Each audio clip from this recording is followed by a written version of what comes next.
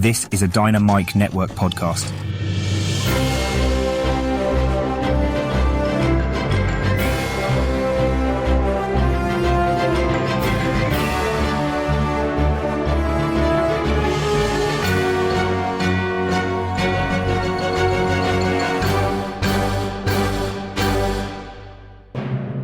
Hi, welcome to the Dynamic Duel podcast, a weekly show where we review superhero films and debate the superiority between Marvel and DC by comparing their characters in stat-based battle simulations. I'm Marvelous Joe. And I'm his twin brother, Johnny DC. And in this episode, we are going to find out who would win in a fight between the Superman villain, known as the Ultra-Humanite, versus the X-Men villain, known as Mister Sinister. Now, I can't believe that we are over 375 episodes into this podcast, and we have not done a duel episode with Mister Sinister yet. That's basically a crime. Yeah, same with Ultra-Humanite. I mean, no one knows who Ultra-Humanite is. He's lame. Bitch! He's the very first Superman villain. That's all you need to know. Actually, I would describe him more as a JSA villain, but yeah, he's got some notoriety. If by notoriety you mean obscurity, then yeah, notoriety. Basically, both of these guys are elite genetic scientists with super powerful power sets. Yeah, specifically when it comes to telepathy and telekinesis. We'll go ahead and speculate on the battle and input the stats and run the simulations later on this episode. Before that, we're going to break down the comic book movie news that came out this past week, including news about Joker Folie Deux and what kind of musical it's going to be. And we also got a teaser trailer for the Penguin Max series. As always, we list our segment times in our episode description, so feel free to check out our show notes if you want to skip ahead to a particular topic. Our artificially intelligent duel simulator, AJ9K, has a quick message for our listeners, so listen up. Why, hello there. Do you love listening and chatting about Marvel and DC? Then become a part of the Dynamic Duel community on Patreon, where you can choose from 3 tiers. The Dynamic 2.0 tier lets you listen to this podcast without ads and gives you access to its Discord chat group where you can chat with Johnny DC and Marvelous Joe. The Fantastic 4 tier gives you that and more with 2 bonus episodes each month, including bloopers and top 10 shows where Johnny and Joe count down your favorite Marvel and DC subjects. The X-Force tier makes you an executive producer of Dynamic Duel, where every month you help the host choose what to review and who to fight against each other. And finally, the Dynamite Podcast Network tier allows aspiring podcasters to create their own battle-focused show using this Monte Carlo simulator. Johnny and Joe will help you develop your show, provide graphic support and consultation, and get you simulation results to announce on your show. Pitch the twins your show via email at dynamicduelpodcast@gmail.com or by reaching out to them on social media. Check it out at patreon.com/dynamicduel. Pip pip cheerio.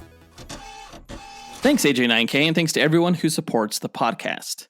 Guys, be sure to tune into the shows in the Dynamite Podcast Network this week, including Max Destruction, which pits your favorite action heroes from film and television against each other.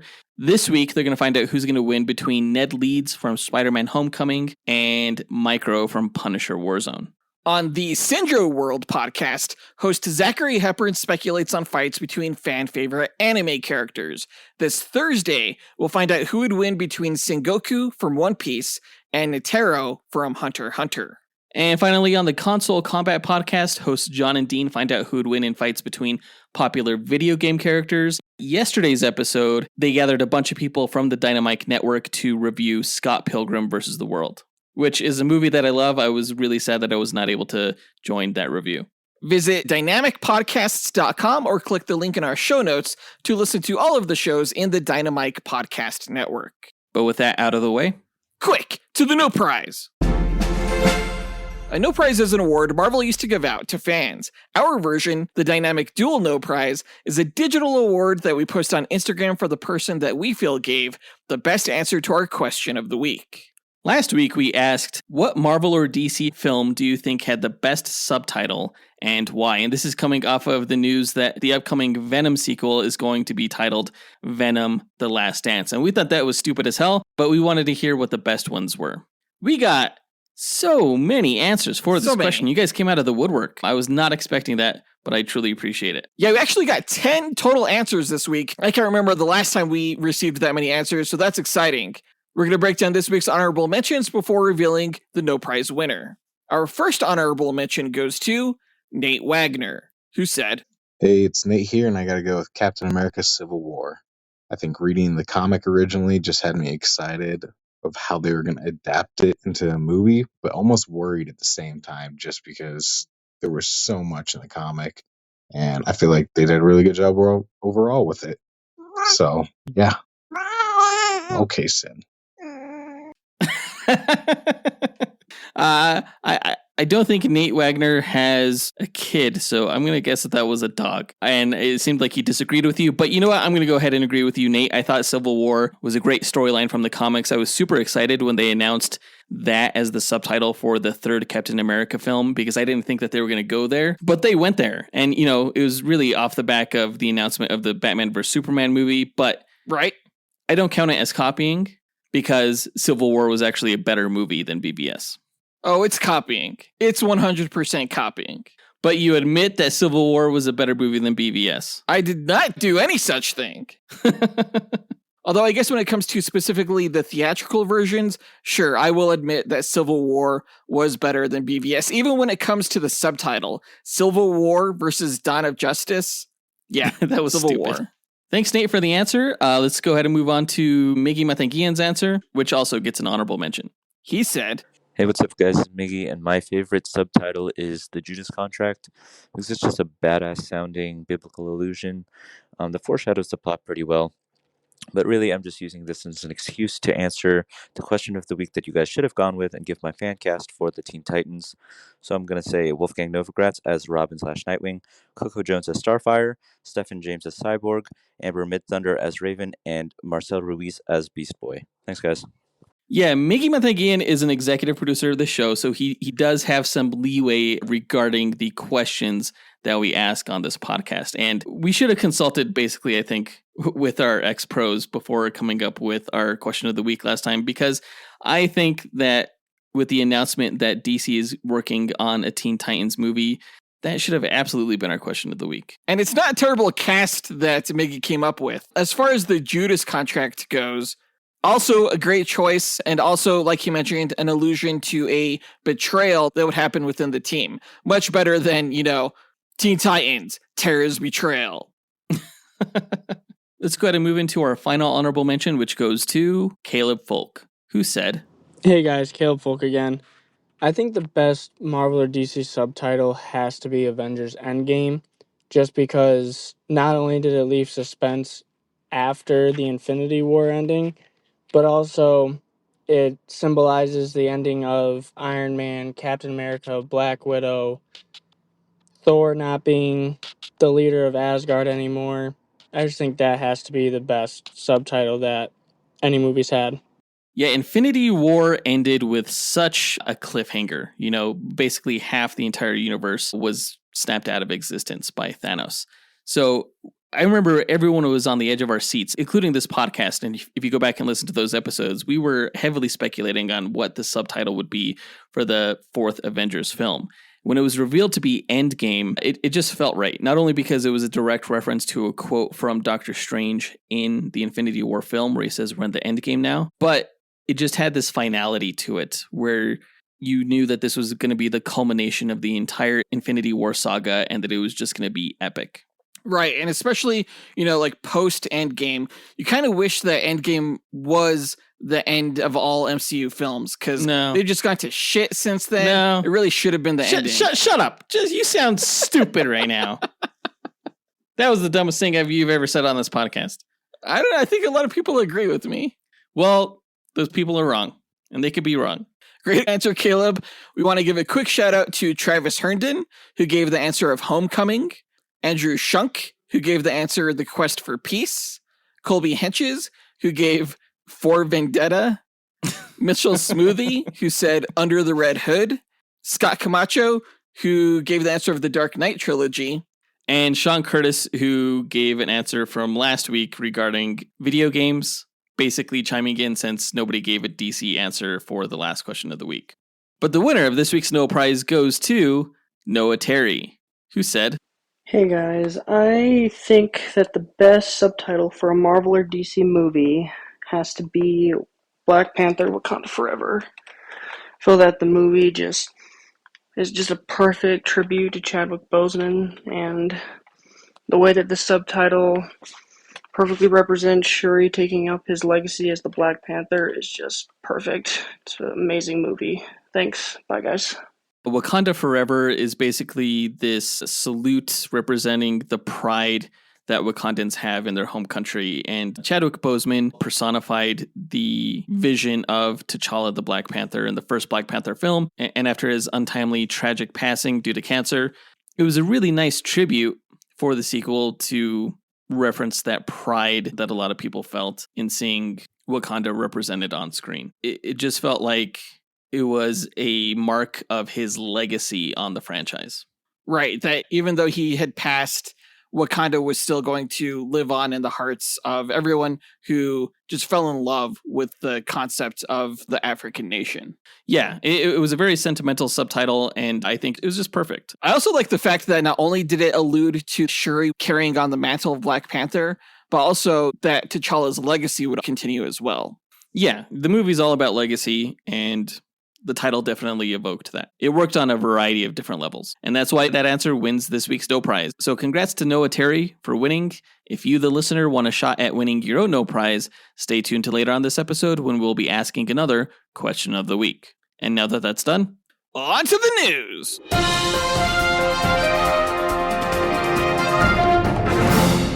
Okay, so last week, Variety shed some light on the type of musical that the Joker sequel, Joker Folie Deux, is going to be. When we first heard that the Joker sequel was going to be a musical, there was quite a bit of mixed reaction online. Most of it was rage.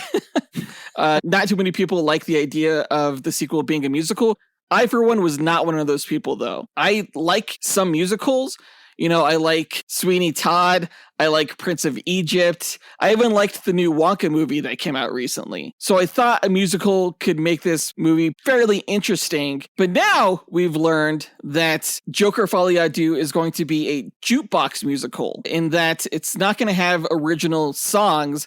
It's going to have up to 15 cover songs. So it's going to be something more like Mamma Mia or Moulin Rouge. And to me, those films are more about the music as opposed to the story. Yeah, the quality of the movie is almost more about the song choices that they make, right? Exactly. So hearing this news was so extremely disappointing, because I had been really championing this film to all the haters who did not like the fact that it was going to be a musical. And now I myself am not excited that this film is going to be a musical, because it's like a lazy musical.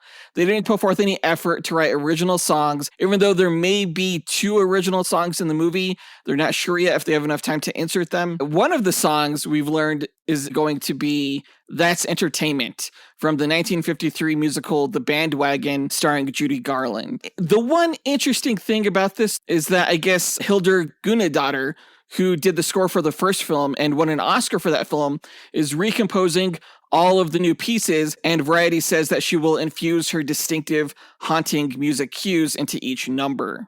I guess that's kind of cool. Ultimately, I think it kind of depends on what song choices you're going with, though. Are people who aren't fans of The Bandwagon going to be excited by That's Entertainment? I don't think so. If they're going with that song, it almost seems like they're going with music throughout cinematic musical history. Kind of like how the first Joker film was an homage to Martin Scorsese films, you know? Right. This movie might be an homage to classic musicals. Yeah, maybe. Yeah, maybe we'll get like Singing in the Rain, almost like even a Clockwork Orange kind of homage. I don't know. I have no idea. The trailer is supposed to be coming out soon-ish, I think in April. But I'm not sure how much music they're going to unveil in that trailer, or even market it as a musical, because Warner Brothers' recent musicals haven't been advertised that way, including Wonka. Yeah, I also am disappointed to hear that this is going to be more Rock of Ages than Sweeney Todd. But I wonder if Lady Gaga is going to have any of her own songs in there, like Bad Romance or something. That would be so bizarre. That would be awful. I would hate that. Harley Quinn all of a sudden is like, I want to take a ride on your disco stick. Jeez. Who knows? Maybe. But considering the fact that Joker Folie Deux is going to be a jukebox musical, that brings us to our question of the week. What song do you hope to hear in Joker Folie Deux, and what character would sing it? This is a fantastic question. If you guys want to sing your answer too, as you submit it, you might get extra points. Oh my gosh, I'm going to love this. Record your answer at dynamicduel.com by clicking on the red microphone button in the bottom right-hand corner of the screen, which will prompt you to leave us a voicemail. Your message could be up to 30 seconds long, and don't forget to leave your name in case we include you on the podcast. 30 seconds. You guys are going to have to rap your songs. We'll pick our favorite answer and award that person a Dynamic Duel No prize that we'll post to Instagram. Be sure to answer before March 30th. In other DC news, in good DC news, we got our first official teaser trailer for the Max series, The Penguin, which is a sequel to the phenomenal 2022 film, The Batman. Colin Farrell is returning as the Penguin, and the teaser trailer shows him recounting the story of this old mobster that he used to look up to, who died, and how a parade was thrown in his honor.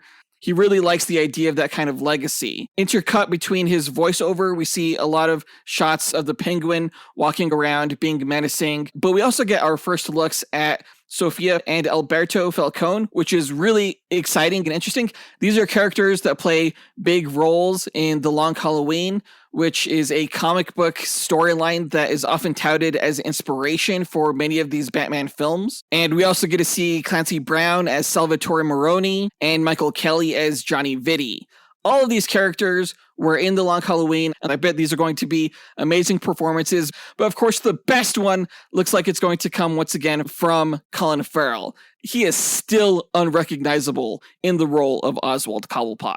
Yeah, he definitely inhabits his character. It's interesting that they chose to go with this anecdote about a local mobster that was in his neighborhood as a child. It makes it seem like his entire motivation throughout the course of this season is going to be the respect and love of the people around him, which is an interesting motivation for a character like the Penguin, because usually his motivation is avarice. You know, he's a greedy son of a bitch in the world of Batman, and I don't remember him ever like looking for adoration in that way.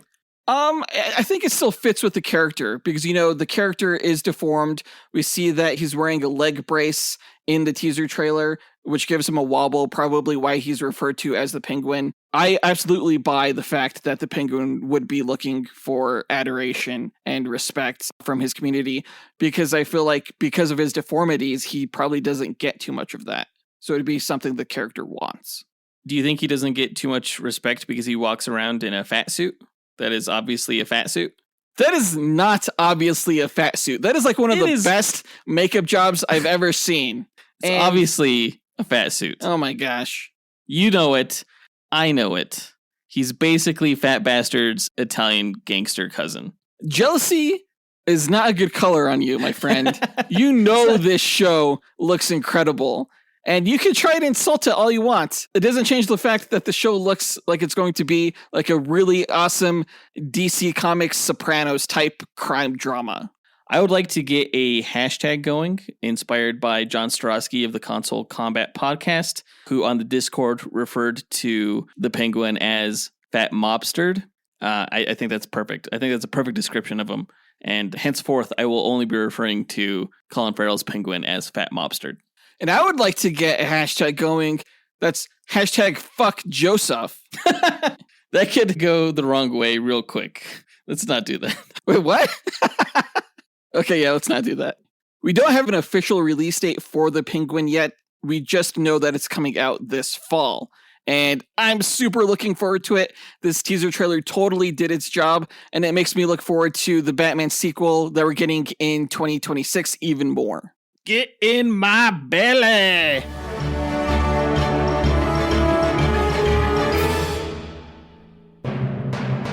But I think that does it for all the news for this episode, so let's go ahead and get into our main event where we find out who would win in a fight between the JSA/Superman villain, Ultra-Humanite, versus the X-Men villain, Mister Sinister.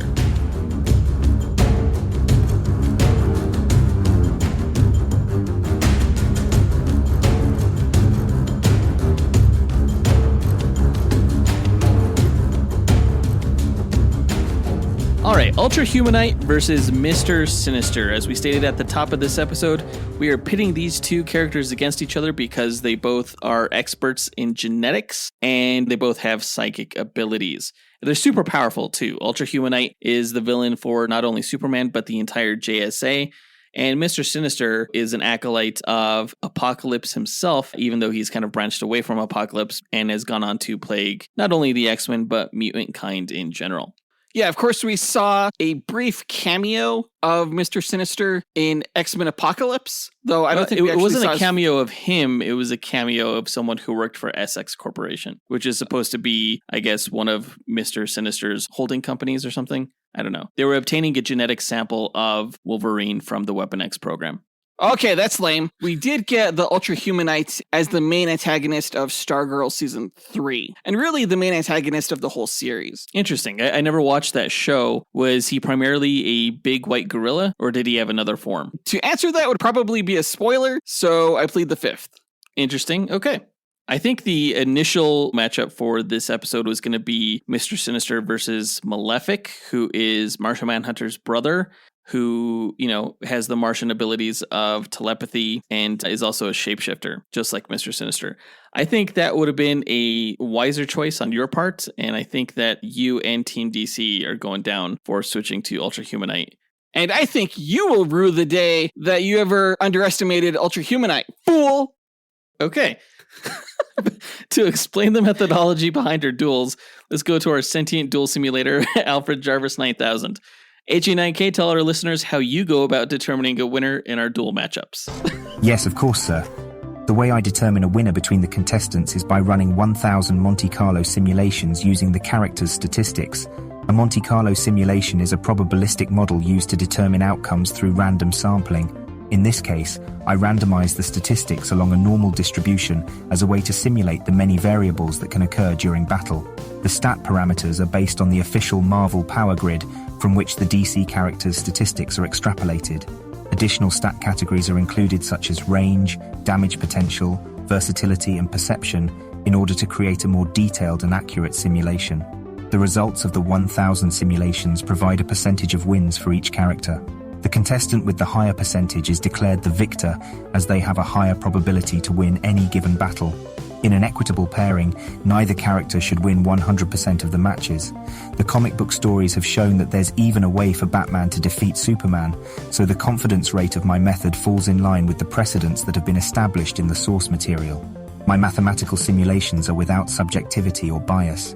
Feats are not the sole consideration, nor are fan votes tabulated for determination of the winner. Thanks, AJ9K. Before we run the simulations, though, we like to break down each character's histories and abilities before improvising a scenario on how we imagine one of the 1,000 simulations would play out for Beat. And I believe it's your turn to go first with the Marvel character's backstory. That's right, yeah, let me go ahead and tell you all about Mr. Sinister. Nathaniel Essex was born in England in the mid-1800s to a noble British family. Growing up fascinated with biology, Nathaniel studied at Oxford University, becoming one of the foremost minds of his generation. He fell in love with an Englishwoman named Rebecca, and the two had a son named Adam. However, Adam was born with numerous birth defects and ailments, passing away as a child at the young age of 4. This tragedy drove Nathaniel deeper into his studies in genetics and Darwin's theories, leading him to believe that through rapid evolution, humanity could achieve perfection without defects. Obsessed, he sought to push evolutionary science to its limits, believing his contemporaries were too bound by their concepts of morality. Nathaniel became rejected by his peers for his work, as he hired a group of criminals he dubbed the Marauders to kidnap people with deformities for him to experiment on. He even exhumed his son's corpse to further his research, an act which estranged his wife, who was once again pregnant. In the Marauders' search for test subjects, they stumbled upon and awakened the ancient mutant known as Apocalypse, who sought to reshape the world into its strongest potential through survival of the fittest. Seeing Nathaniel's work as a means to that end, Apocalypse offered the scientist immortality and power if he served him. Conflicted by the offer, Nathaniel returned home to Rebecca, only to find that she and their new baby were dying due to a premature labor. Though he pleaded for his wife's forgiveness in her last moments, Her final words were simply to call him Sinister. Distraught, Nathaniel returned to Apocalypse to swear fealty to him, who genetically altered him into a superhuman, undying psychic being, now going only by Mister Sinister. You can learn more about Apocalypse in our Duel episode where we pit him against Black Adam. Apocalypse had Sinister create a plague to wipe out most of humanity, but Sinister was hesitant as he figured it would hamper his experiments. Fearful of Apocalypse, Sinister instead created a technovirus that would infect Apocalypse's celestial armor, forcing Apocalypse to retreat to his regeneration chamber for decades as he purged the infection. Knowing that he had created an enemy out of the world's most powerful mutant, Sinister began working on genetically enhancing his own form. He traveled the world searching for mutants to obtain their genetic samples to aid his research, and occasionally add their power set, such as shapeshifting, to his own. Sinister worked alongside the High Evolutionary for a time, whom you can learn more about in his duel against Despero, and he worked as a Nazi scientist where he was given free rein to experiment on any prisoner he desired. This earned the enmity of Magneto, who was a prisoner at Auschwitz and whom you can learn more about in his duel against Sinestro. With the Nazis defeated and Sinister's labs shut down by Captain America and Nick Fury's Howling Commandos, he set about finding another way to protect himself from Apocalypse. Eventually, Sinister set up orphanages where he would seek out young mutants to manipulate, and found the perfect candidate in Scott and Alex Summers, the boys who would grow up to become Cyclops and Havoc, respectively. He separated the brothers to isolate and study Scott's genetics, theorizing that the offspring between him and another young mutant named Jean Grey would be powerful enough to challenge Apocalypse himself.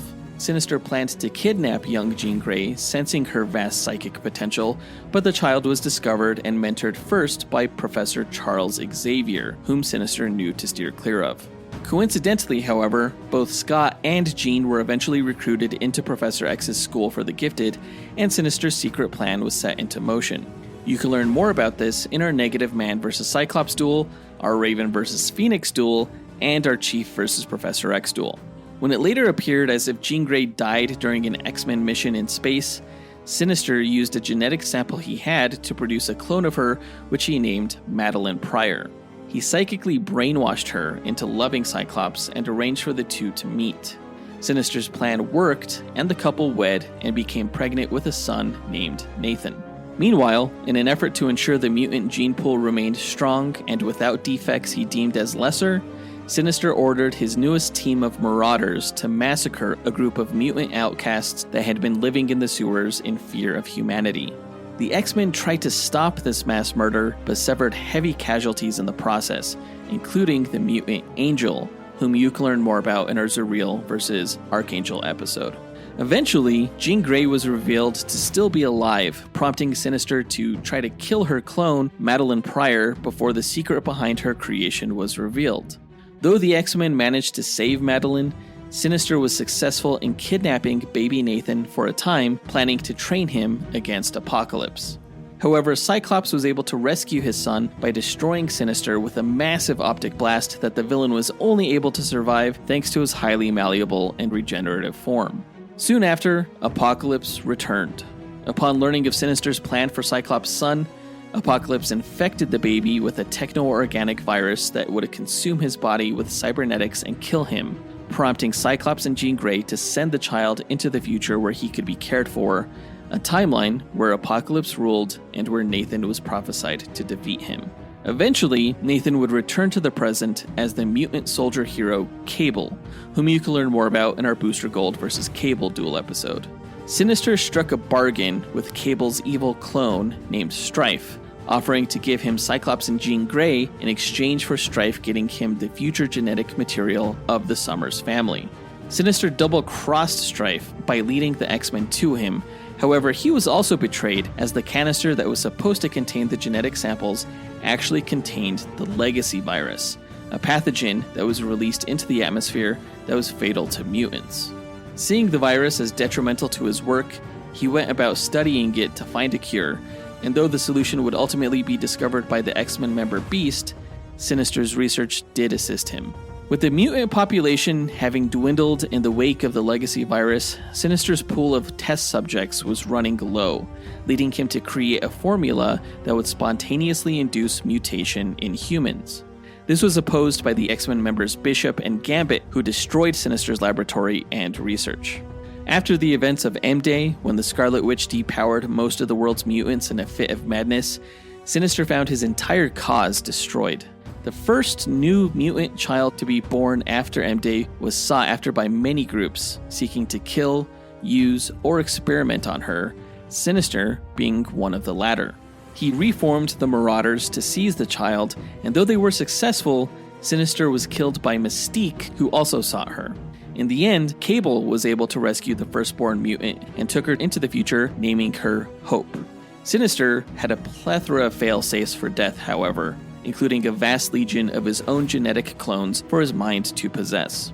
He and his clones created an underground city in Alaska inspired by 19th century London, from where he attempted to manipulate the returning Phoenix Force, which had possessed a group of mutants including Cyclops, Emma Frost, the Submariner, Magic, and Colossus.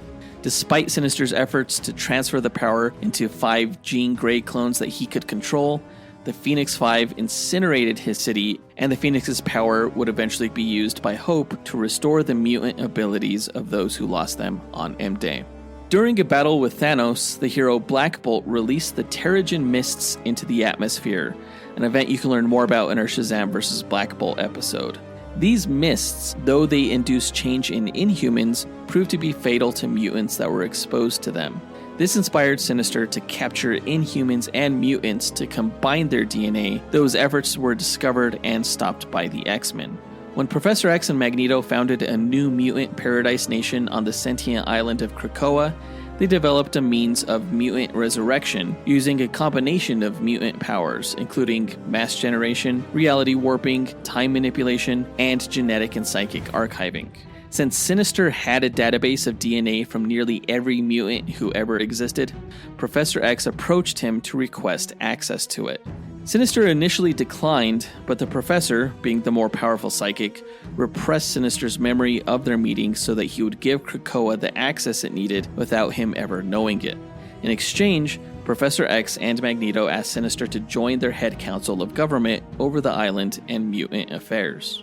Sinister used his position to secretly implant a portion of his own DNA into every resurrected mutant, planning on eventually transforming every mutant into a clone of himself.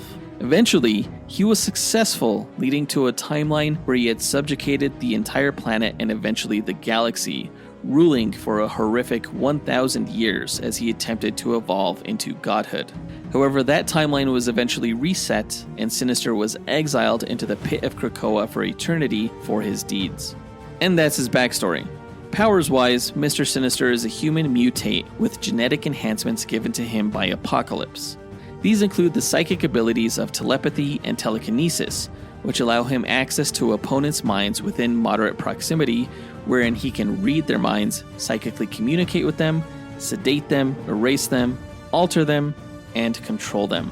He can emit psychic blasts that cause mental pain, as well as erect psychic defenses to protect his own mind. He can also project his consciousness into others, which he commonly does to escape death. With his telekinetic abilities, Mr. Sinister can project a psychokinetic force that allows him to levitate himself or other objects. With this, he can also generate concussive blasts or force fields. Having incorporated the powers of other mutants he has encountered over the decades, Sinister also has the ability to shapeshift and has complete control over every molecule in his body.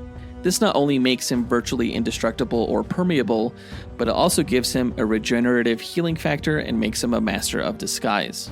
Sinister also acquired physical enhancements including strength, able to lift 10 tons, enhanced durability, and speed. He's one of the most intelligent minds on Earth as a genius-level scientist in biology, chemistry, and psychology. He's highly adept in the fields of mechanics and engineering, having developed a number of inventions in his fortress to aid him in his research, such as genetic transfer machines and teleportation devices.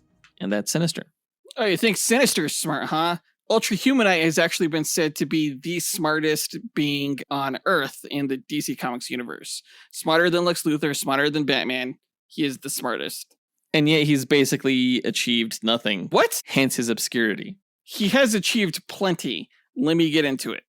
For reasons unknown, Gerard Schugel was born with an advanced intellect and a degenerative disease that caused him to age rapidly, though he came to believe his body was unable to cope with the vast amount of energy his brain required.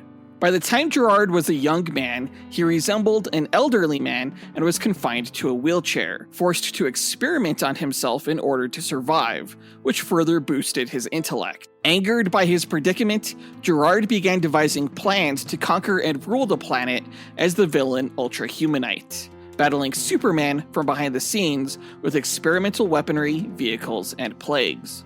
You can learn more about Superman in our Superman vs. Dr. Doom episode.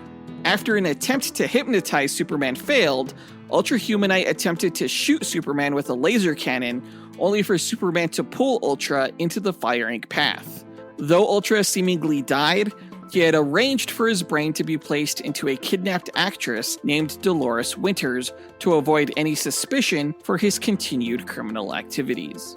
While in this form, Ultra battled the All-Star Squadron during World War II using a power-boosting gemstone known as the Power Stone to bestow powers to several villains, including Amazing Man, Cyclotron, and Deathbolt. Ultra's future self also aided in his villainous campaign to extort the US for millions of dollars by sending a brainwashed Infinity Inc., a team largely composed of the superpowered children of the Justice Society of America, and members of the Secret Society of Supervillains back in time to battle the Squadron.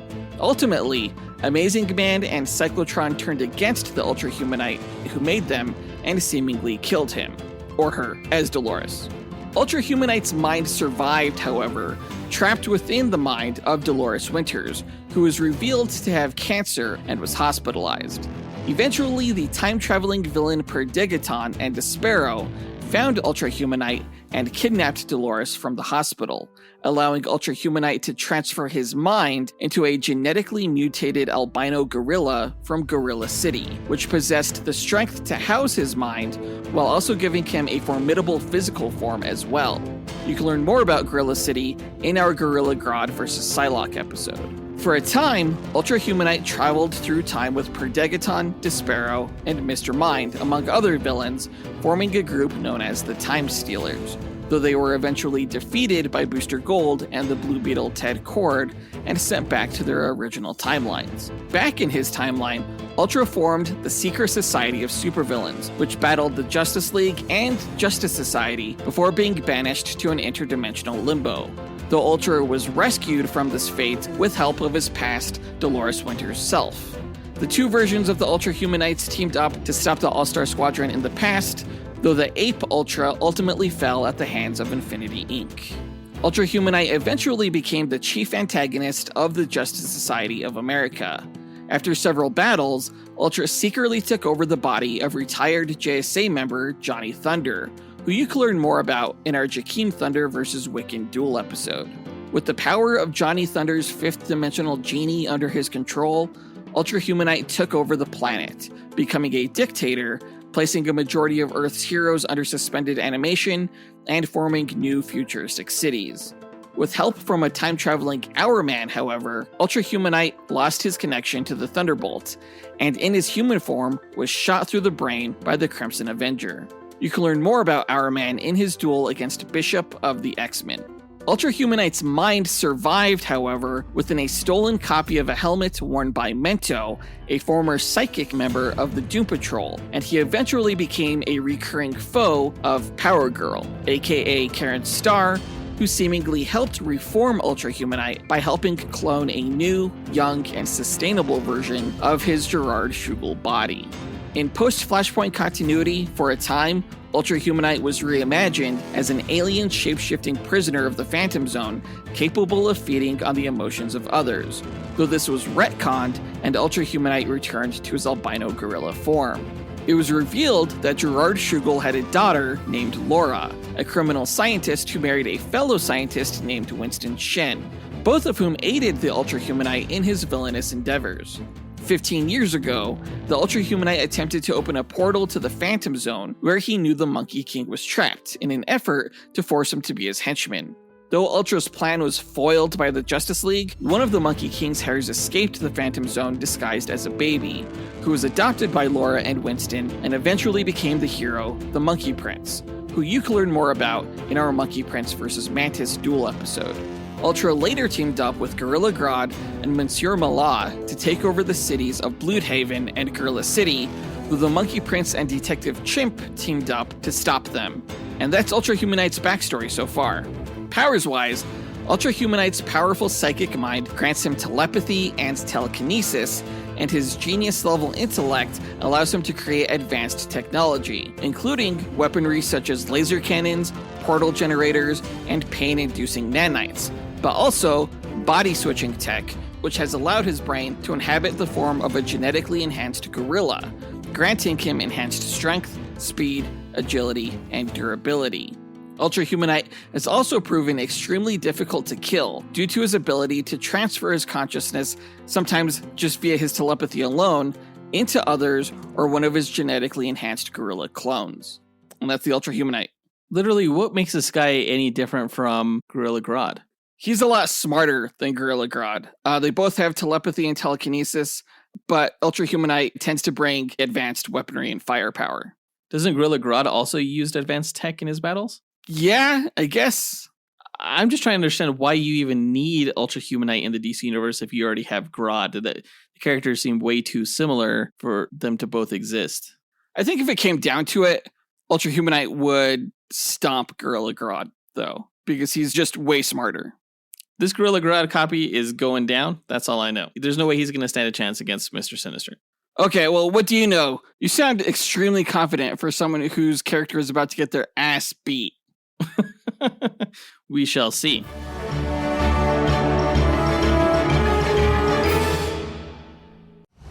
In a world where fantasies collide and heroes clash, one podcast network rises above the rest. Prepare yourself for the ultimate showdowns in comic books, video games, movies, and anime. The Dynamite Podcast Network presents Console Combat, where video game legends brawl every Monday. Dynamic Duel, where comic book titans smash every Tuesday. Max Destruction, where TV and action heroes battle every Wednesday. And Sendro World, where anime champions clash every Thursday. Join us as we speculate on the matches and, armed with the power of mathematical simulations, discover who will emerge victorious. Visit dynamicpodcast.com, where we settle the debate and settle the score. Now that we've got their histories and abilities out of the way, let's speculate on how one of the 1,000 simulated matches will go. The winner is determined by simulations, not this speculation, but it's fun to imagine how this fight could play out. AJ9K, what are the rules of our speculation? Well, I should say there are no rules, other than the characters have no prior knowledge of the other going into the fight. All they are aware of starting out is that the other character is a threat that needs to be eliminated. For the speculation, the contestants will begin approximately 50 meters apart in a nondescript environment that will have no bearing on the match itself, as no environmental statistics are considered in my simulations. The contestants must earn victory on their own merit. All right, then let's get into it. Ultra-Humanite and Mister Sinister meet on the battlefield. Who goes first? I feel like it's hard to say who would go first since they both seem so calculating. But I think Ultra-Humanite is he's an 800-pound mass of genetically enhanced gorilla badassery. So I'm going to say he goes first. And he's going to start by straight up charging Mister Sinister, during which he activates a gadget that encases him in an energy field as he rolls into Mister Sinister Donkey Kong style, just crashing into him and vaporizing him on contact. What is he, like Blanka? Exactly. Okay, but Mr. Sinister is going to throw up a telekinetic force field, and the Ultra-Humanite just bounces off of that. So, yeah, he doesn't get hit. Okay, but, he's an agile gorilla, so without missing a beat, Ultra-Humanite's going to land on the ground and fling his gadget at Mister Sinister, using it to trap him in an energy bubble, at which point he's going to pull out a remote that's going to allow him to zap Mister Sinister with millions of volts of electricity while in that bubble. That's a pretty good starting move. Maybe I shouldn't have called him a Gorilla Grodd copy. Yeah, maybe I shouldn't have. Okay, so Sinister is stuck in this energy sphere and he's being electrocuted. I'm going to say he just reaches out telepathically to mentally force Ultra-Humanite to depower the energy field. No, that's not going to work. I mean, Mister Sinister is going to try to mind control Ultra-Humanite, and, he's only going to end up with searing brain pain because of Ultra's telepathic shielding. Okay. So then he reaches out telekinetically then, and he shoots out this powerful concussive force blast from his hands that smashes Ultra-Humanite's energy field device, and it's also going to send the big ape just flying backward. So Mr. Sinister is free from the energy field now, and I think he's probably going to want to get his genetic sample of Ultra-Humanite so that he can study him after the match. So he's going for blood, He's going to reach his hands down toward the ground and just telekinetically break the floor apart in a small circle around him. And he's going to lift some of that debris as small shards that he just launches at Ultra-Humanite, and they slash through him and just spill his blood onto the battlefield. I mean, that would have to be some very sharp stone shrapnel. Like, Ultra-Humanite's durable enough to take blows from Superman and Power Girl. They're sharp. Okay. All right. So Ultra, he gets tagged by a few sharp pebbles, I guess. Big whoop. He's going to respond by whipping out this huge-ass laser cannon, and he's going to fire, like, a massive disintegration beam at Mr. Sinister, just disintegrating him. No, the laser beam just goes through Mr. Sinister. It permeates him like if he were made out of liquid, and the hole that it creates in Mr. Sinister's chest just seals immediately once the laser stops. And at that point, Mr. Sinister is going to throw out this device that looks like a red ruby thing, and it floats midair before opening up to expel several, like, red and black blobs is what it looks like. But those take shape as Mr. Sinister clones. So now there's like 4 Mr. Sinisters on the battlefield. What? And they're all going to smile like really creepily at Ultra-Humanite with their black eyes and sharp teeth, and then at that point, they're all just going to simultaneously blast Ultra-Humanite with lasers from their foreheads. So like Ultra-Humanite's getting hit from all directions now. And Ultra-Humanite's probably like, what the shit? So as he's, getting blasted, that's when he quickly pushes a button on his suit, and that's going to instantly inflate a mini, like, Zeppelin-like vessel, like a blimp, around him. And so he's going to rise into the air with shielding that blocks the lasers. So while he's in this ship, surrounded by all these buttons, he's going to hit one of them, and the Zeppelin is going to emit a purple gas, and it's going to spew out of its ventilation. And the Sinister clones are going to breathe that in, and it's going to start breaking down their bodies. They just start falling apart from this purple plague. A Zeppelin? Yeah. That seems very not high-tech. It's a very high-tech blimp. Okay. So the Sinister clones get poisoned. Maybe only one of them falls apart due to this purple gas, but the gas actually gets blown away by one of the other clones, who transforms his arms into like this giant paddle that just fans the gas away from them. And then the other clone is going to fly up to this Zeppelin. He just rips that thing open by turning his hand into a sword and flying across it. And while that's all happening, the real Mr. Sinister, he's going to collect the blood sample from Ultra-Humanite that's on the ground, and he's going to mix it in this glass vial that he then loads into an injection gun. Okay. Well, okay, so Ultra's ship is going down, so he's going to eject out of it, armed with a nanite dart launcher that looks like a high-tech crossbow. And he's going to fire a dart at the sword-wielding Sinister clone, and it's going to penetrate him and just explode him from within. At which point, the dart is then going to track the fan-wielding Sinister, zip into him, and blow him up too. And finally, it's going to go to the real Mr. Sinister and blow him up.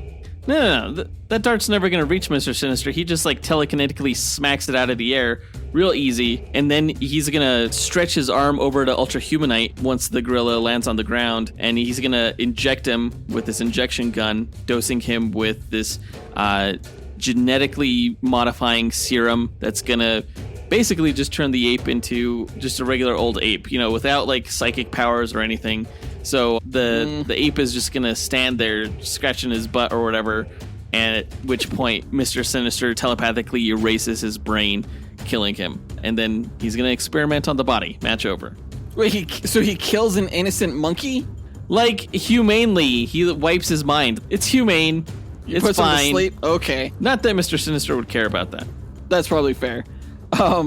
But removing the genetic modifications to Ultra's ape body would not eliminate Ultra's powerful mind. It would probably cause his ape body to age rapidly because it can't contain his mind. So, Ultra realizes that he's going to need to abandon this body, and so he's going to smash open a tiny capsule on the ground before his body completely withers. At which point, a tiny ant that was within the capsule rapidly grows to human size, and it's equipped with a headband that allows Ultra to psychically transfer his mind into it. And this ant is also strapped with an ice cannon that Ultra uses to freeze Mister Sinister before telekinetically just slamming him into the ground and causing his body to shatter into thousands of pieces, like T-1000 style. Match over. What is he, Ant-Man? Where'd the ant come from? He's been an ant in the comics before. Really? Yeah. That's stupid. But, he can't transfer his mind if he doesn't have psychic powers. The serum that he was injected with removed his psychic powers. Dude, how? The psychic powers aren't linked to the ape's genetic enhancements. Because I said so, that's how. It was a power negating formula. All powers are gone. Gosh. All right. Well, that's probably a good place to leave it. Either Mister Sinister removed all of Ultra-Humanite's powers, including his mental powers, preventing him from transferring minds before dying, or in a more badass version, Ultra-Humanite becomes an ice cannon-wielding ant that just shatters Mister Sinister. That seems more like the wacky version than the badass version. It could be both. But we'll go ahead and leave our speculation there. Let's enter the stats and run the simulations before coming back with a winner. AJ9K, hit it. Inputting data, running calculations, processing results, simulations complete. All right, these guys are more even than my shit talking would have you believe. On one hand, you have Mister Sinister, who is highly evasive. As a matter of fact, that was the biggest discrepancy between these two characters. Given the fact that Mister Sinister has complete control over every molecule in his body, he can make himself permeable, he can make himself indestructible, in addition to the telepathic and telekinetic shielding he can generate. Yeah, Ultra-Humanite has the shielding, but in my research, I found out he doesn't use it as often in his ape form as he did when he was in his Dolores Winters form, because he's pretty durable and can basically tank hits from Superman, Power Girl, Martian Manhunter. So yeah, he's definitely less evasive. He is slightly more durable, we said though, than Mister Sinister. Yeah, Ultra-Humanite was able to compensate not only with durability, but also his strength and damage. Strength makes sense because Mr. Sinister is only around class 10, whereas Ultra-Humanite can go toe-to-toe with the likes of DC's heaviest hitters. But damage was interesting. Mr. Sinister doesn't usually employ citywide destroying methods in a lot of his schemes. They're a lot more subtle than that usually, whereas Ultra-Humanite seems capable of mass destruction. Yeah, he has no qualms about busting out huge-ass weapons in his battles. It's kind of his thing. We also said that Ultra-Humanite was slightly more intelligent than Mister Sinister, which I thought was bullshit. Yeah. I'm calling bullshit. We argued so long about this, guys, and I don't want the Marvel guys to come at me saying, oh, you must not really know how smart Mister Sinister is. Oh, I do. I know how smart Mister Sinister is. He's also the guy that wasn't able to cure the legacy virus where Beast did. Whereas Ultra-Humanite, I guess, is touted as being smarter than Lex Luthor. Yes. It said he's twice as smart as Lex Luthor, who claims to be the smartest man on the planet. So, well, I would put Mister Sinister at Lex Luthor's intelligence level easily. I just think maybe Jonathan is cheating And the whole being smarter than Lex Luthor thing is just a statement of hyperbole on behalf of the villain himself, just claiming that. Well, he was like the original mad scientist. Like, he was Lex Luthor before Lex Luthor was. And I mean, his feats may not be comparable to Lex Luthor in terms of success, but he also has some pretty incredible feats on his own when it comes to like his inventiveness. I guess we've never seen Lex Luthor transfer his mind into an ant that grows and shoots an ice cannon or something like that. It's just wacky. It's wacky shit. That's like Mr. Fantastic type shit. Yeah, exactly. In terms of versatility, like both of these guys are off the charts. Mister Sinister, when accounting for his psychic abilities, his shapeshifting abilities, his engineering abilities, the tech and gadgets that he brings into battle, he's as versatile as they come. Same thing with Ultra-Humanite because they have a similar power set. Although Ultra-Humanite doesn't have the shapeshifting. So with all that said, Jonathan, who do you think is winning this match? I mean, Ultra-Humanite, I think it's going to be really close. That evasiveness stat really scares me. But I think Ultra-Humanite is going to squeak out a win here. I hope. Well, everyone on Instagram thinks you're dumb. I know. Well, what else is new? 75% of people who took our poll said that Mister Sinister was going to win. And of course, this is a popularity contest.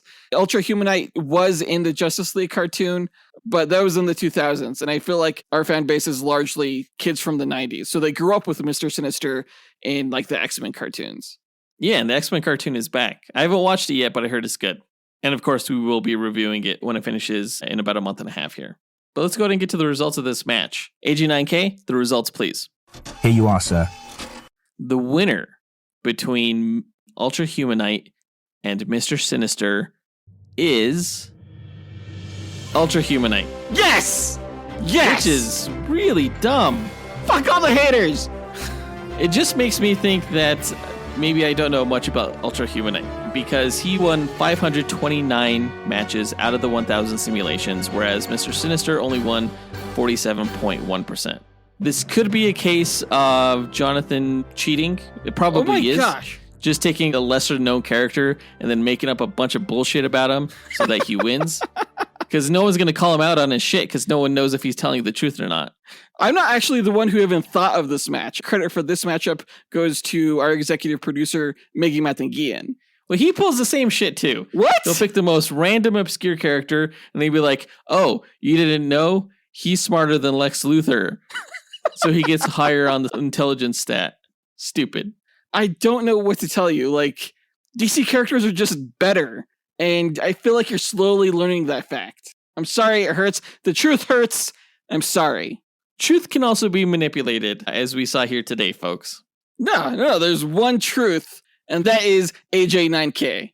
We waited all this time to put Mister Sinister in a duel, only to have him lose against a monkey who flings his own shit. I can't accept that at all. I feel bad for you. I truly do. Like, just switch to Team DC already. If you felt that bad for me, you would change the results of this match so that Mister Sinister would win. I mean, I don't feel that bad for you. All right. Well, that does it for this match, guys. Let us know what you thought about the bullshit results by writing to us at dynamicduelpodcast@gmail.com or by visiting us on Instagram, which you can find a link to in our show notes, or by visiting our website at dynamicduel.com. And on our site, you could also find a link to our Patreon page, where you could join our Dynamic 2.0 tier and chat with us and fellow listeners, our Fantastic 4 tier, which gets you bonus content each month, our X-Force tier that makes you an executive producer of this podcast, or our newest tier that lets you join our Dynamike podcast network. Please, guys, don't forget to rate our show on Apple Podcasts, Spotify, Podchaser, or on our website, unless you're a big Mister Sinister fan, in which case, don't rate the show because you're probably going to give us a bad rating. But all you Ultra-Humanite fans out there, 5 stars. There's only like 2 of them. Come on. Our next episode, guys, we actually don't know what our next episode is going to be because we haven't had our monthly executive producer meeting yet. That'll happen this Saturday, March 30th, at which point we'll be discussing the April calendar. And at that point, we'll know what the episode's going to be. But definitely tune in next week. That does it for this episode. We want to give a big thanks to our executive producers, Ken Johnson, John Starosky, Zachary Hepburn, Dustyn Balcom, Miggy Matanguihan, Brandon Estergard, Nathaniel Wagner, Levi Yeaton, Austin Wesolowski, AJ Dunkerley, Scott Camacho, Adam Speas, Andrew Schunk, and Dean Maleski for helping make this podcast possible. We'll talk to you guys next week. up and away. True believers. Hey guys, big gulps, huh? All right. Well, see you later.